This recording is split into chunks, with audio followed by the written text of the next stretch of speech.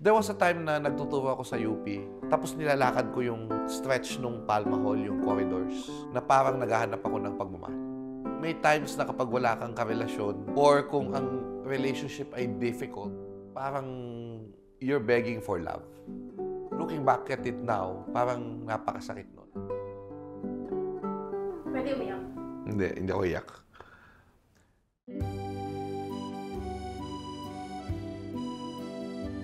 January 29. Doon ko siya unang na-meet. Doon kasi sa office namin, yung University Research Coordination Office. Meron kaming event and then kinuha namin siyang host. Di ba mahilig naman siya mag-picture, so nakikipag-selfie siya sa akin. Talagang humingi talaga ako ng selfie sa kanya. Yung unang-una talagang meeting. Apparently, siya pala yung babae na hinahanap-hanap ko na nakikita ko doon sa University Research Coordination Office. Puro ko. And then, tinanong niya sa akin, sabi niya, ano yung messenger mo para isasend ko yung picture natin? So, ito sinend niya. Tapos, ano yung sabi niya? Thank you, Urko girl. There was a time na parang nangangarap daw talaga siya na magkaroon ng isang boyfriend na nanggaling sa Lasal. Tinanong niya yung isang kaibigan niya, kung sino ba ang walang asawa sa Lasal. Tapos ang sabi ganyan ng kaibigan niya, ayan, si Xiao Chua, wala pa yata asawa yan. Tapos sabi niya, ayoko yun, babaero yun eh. So, yun na pala yung reputasyon ko noon. And so, we met. She was not interested. I was still not yet interested, but I think I had a crush on her already.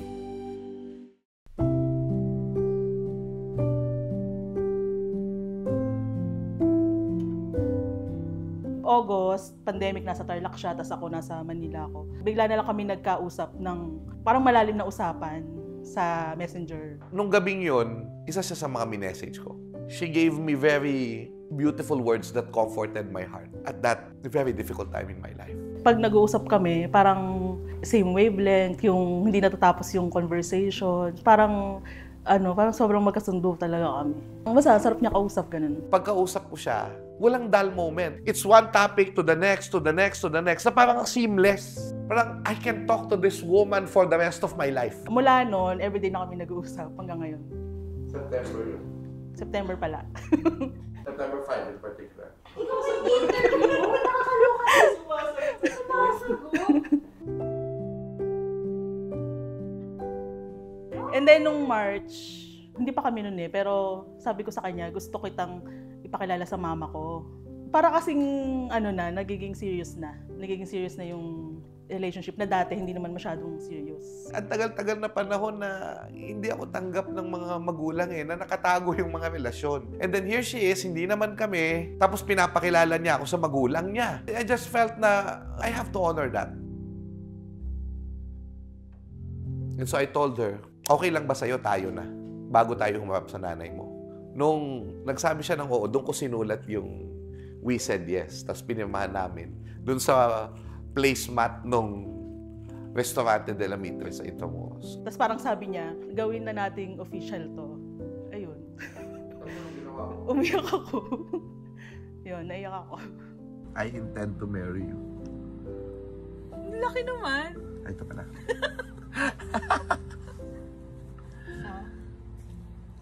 Will you marry me in the future? Yes, I will marry you. Anytime.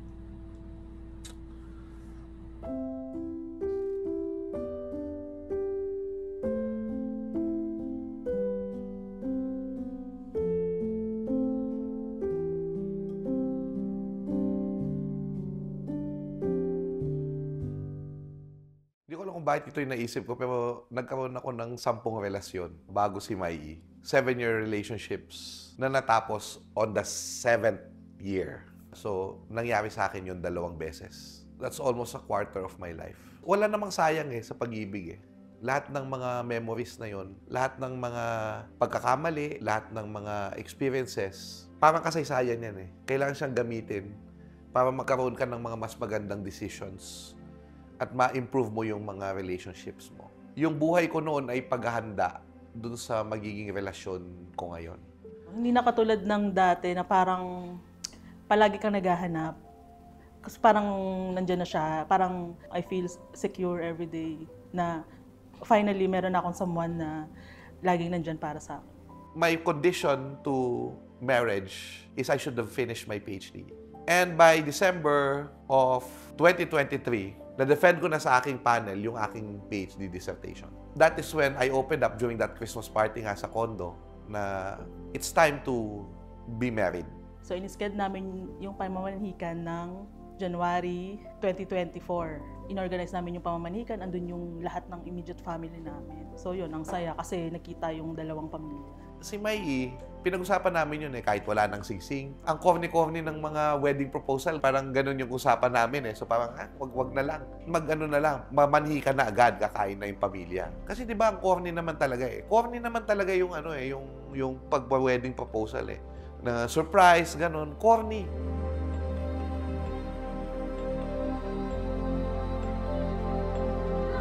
Waki? Yay!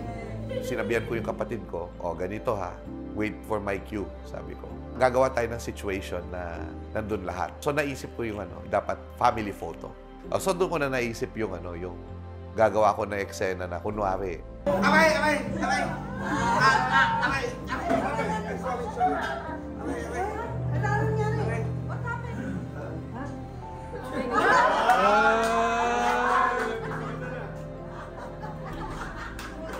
Huwag ka mag-aartista, kuya. So hindi ko ine-expect. Nagulat ako na nag-propose pa siya nung time na yon, nung pamamanhikan. Napaka-magical nung moment na yon for me. Parang, hindi pala corny. Masaya pala niya. Noela May Orosto. Will you marry me? Papakasalan mo ba ako? Congrats! Sa pamilya, mami, papayag ba kayo? Wala na kaming magagawa.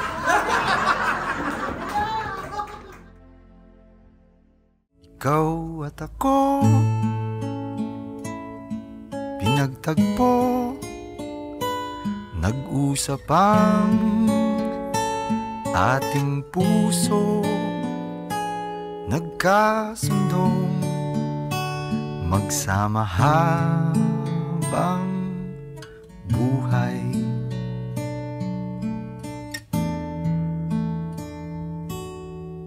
The worst thing in life is the feeling that you're not needed. And I do hope, sana bigyan ako ng Diyos ng lakas na laging pwede akong magsilbi sa Kanya. Gusto ko siyang pasayahin araw-araw. Ang sarap na magkaroon ng mahabang buhay kasama ang babaeng ito. So, yun, yung mas marami pang paglalakbay. At hanggang tumanda kami, kami pa rin yung magkahawak na kamay. Di ko alam ang gagawin kung mawala ka. Buhay ko'y may kahulugan tuwing ako'y iyong hagkan. Umabot man sa ating huling hantungan. Kapit puso kitang hahayaan, ngayon at kailanman. Ikaw at ako